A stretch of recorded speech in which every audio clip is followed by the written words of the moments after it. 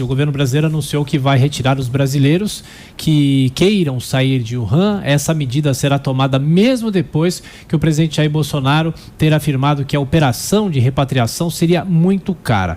E quem está em Pequim para falar sobre o cotidiano dos brasileiros que vivem na China nesse surto do coronavírus é o nosso colega jornalista Luiz Tasso Neto, que trabalha na agência de notícias chinesa Xinhua. Tasso, como vai? Mais uma vez, obrigado por atender aqui a Jovem Pan. Vocês estão 11 horas à frente aqui do horário de Brasília. Qual que é o temor? O que você está passando? Você, se puder, volta ao Brasil. Como é que está a situação? Bom dia para você. Bom dia, Tiago. Bom dia, Denise. Bom dia aos ouvintes da Jovem Pan. Falando primeiramente desse... um minuto, deixa eu acertar meu telefone. Falando primeiramente desse impacto do corona nas nossas vidas aqui, eu posso dizer que a gente está numa situação em que o feriado está terminando agora. Hoje foi o primeiro dia após o feriado lunar e a vida vai voltando ao normal, aos poucos. A cidade estava muito vazia, principalmente por conta do feriado, que é normal. Todo feriado lunar, todo mundo vai viajar para casa, enfim, e o governo tem tomado medidas para tentar conter, né, esse vírus, mas o impacto na vida da gente aqui, na minha vida, por exemplo, não foi tão grande. Saio de casa normalmente, vou ao trabalho, enfim. Muitas empresas pediram aos seus funcionários para trabalharem de casa. Tem algumas medidas que estão sendo tomadas para tentar controlar, obviamente, o alastramento do vírus, mas eu acho que essa semana a gente entra num período decisivo que vão completar 14 dias desde que o governo fechou a cidade de Wuhan e tentou conter, né, esse alastramento do vírus. Então, a partir daí, a gente vai ter uma ideia mais clara em relação a números, né? A números de infectados, a números de pessoas afetadas, principalmente porque esses 14 dias é o tempo de incubação do vírus, né? Então, as pessoas que saíram de Wuhan antes do fechamento da cidade, que foi no dia 22 de janeiro, elas ainda têm a possibilidade de estarem infectadas. E ao cumprir esses 14 dias, a gente vai ter mais ou menos uma extensão de até onde esse vírus pode chegar. Eu tenho dados aqui atualizados, dos números, os dados atualizados às 20 horas e 36 minutos aqui, 9 horas e 36 minutos no Brasil. São 17.336 casos confirmados, 2.956 novos em relação a ontem. 21.558 casos suspeitos, 516 pessoas recuperadas e 361 fatalidades. Esses são os números mais recentes, agora de 10 minutos atrás, mais ou menos. Denise. Agora, Tasso, falando da questão da economia, porque a retomada das atividades agora inclui bolsas de valores, eu falava há pouco que elas despencaram hoje, o Banco Central vai injetar recursos, mas as projeções falam no desempenho muito fraco da economia chinesa neste primeiro trimestre. A gente lembra, inclusive, o que aconteceu aqui no Brasil com a paralisação dos caminhoneiros, foi um desastre para a economia brasileira.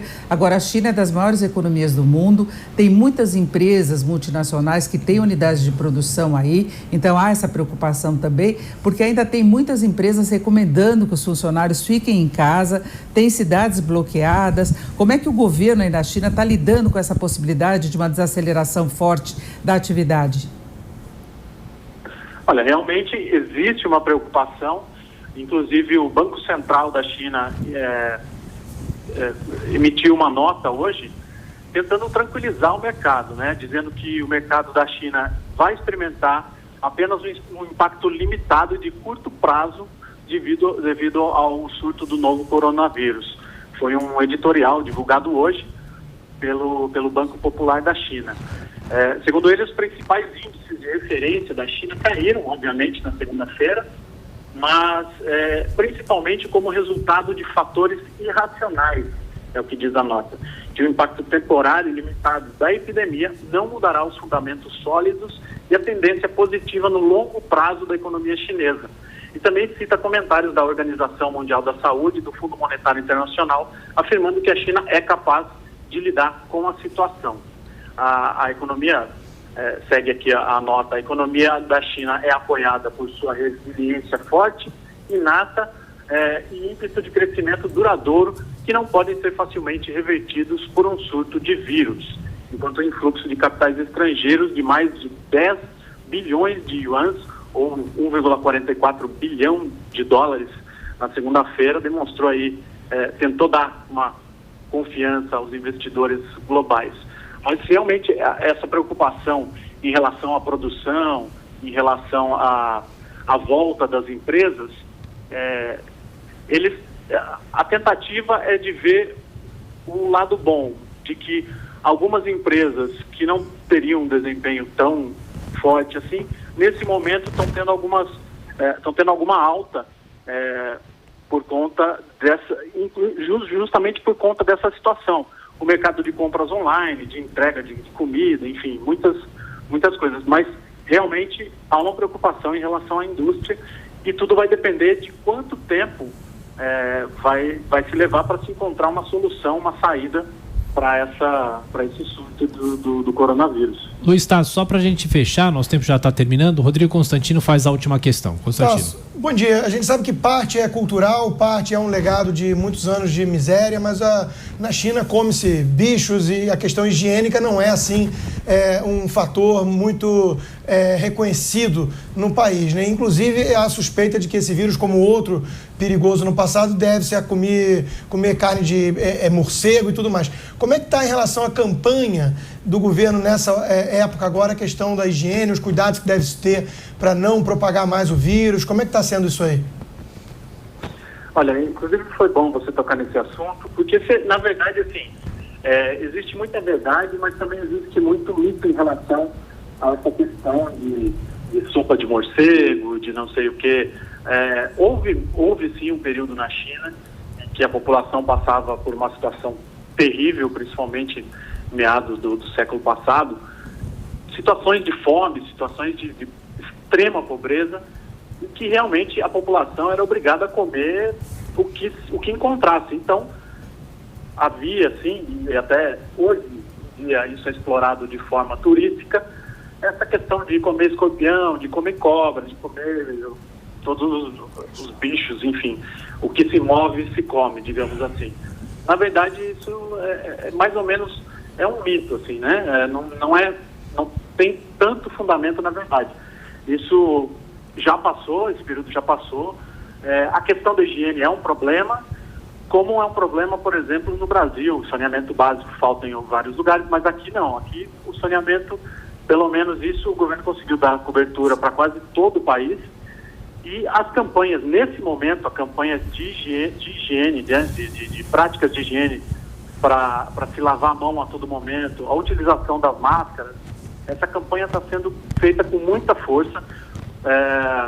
Você não tem como ficar alheio, porque os avisos estão por todos os lados, tanto cartazes colados nas ruas, os principais meios de comunicação fazendo a sua parte e divulgando essas notícias do que fazer para evitar a propagação do vírus, de evitar contrair a doença, né? E até agora, o que se sabe, pouco que se sabe, é que as medidas de prevenção são como as medidas de prevenção para não pegar uma gripe. Lavar a mão constantemente, sempre que possível, se não higienizar com álcool gel ou alguma coisa à base de álcool, utilizar máscaras se preciso em locais públicos normalmente, em caso se for espirrar, se cobrir a boca, né, para não espalhar para outras pessoas, enfim. E essa campanha tem chego para todo mundo, via rede social, via os canais de mídia convencionais. O governo está fazendo essa campanha muito forte e eu acho que essa semana, como eu disse, essa semana é decisiva para ver o quanto essas medidas vão fazer efeito. Ok, Luiz Tasso Neto é um jornalista brasileiro que trabalha em Pequim. Mais uma vez, muito obrigado pela sua entrevista, pelo seu relato e boa sorte para você por aí.